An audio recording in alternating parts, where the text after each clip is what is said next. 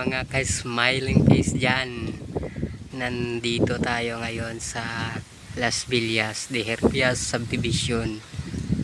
At ito ang mga tsura ng bahay dito sa loob ng subdivision ito. Ayan, itong mga punong kahoy, itong mga ka-smile, mga ka-rides, ay makikita mo lamang ito sa mga loob ng subdivision. Yan o. Dito pa. Pag big time talaga.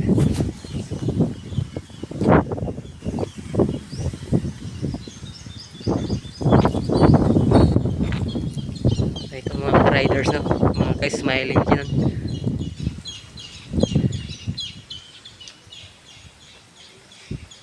Mga negosyante lamang nakatira dito, yung iba doctors, attorney at mga engineers, pero mostly nakatira talaga dito mga negosyante, mga ka-riders, mga palalabs, mga darling. Ayan pa po mga ka-riders. Yan, diba mga bahay dito ay mga magaganda, katulad mo na kasing ganda rin. Ito mga ka-riders, mga lalabs, ito yung clubhouse nila. Yan,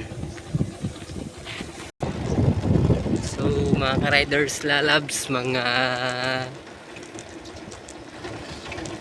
kung gusto nyo makakita lagi ng mga magagandang bahay, mag-subscribe lang po kayo dito, mag-follow at mag-like sa ating grupo. Ito yung soke ko, bahay ng soke ko. Pero halos lahat dito ay soke ko. Yan. So mga riders, hanggang dito lang muna tayo mga riders. Kung hindi ka pa naka-follow at naka-like sa ating Facebook account or YouTube account, mag-subscribe na po kayo at mag-follow. Bye!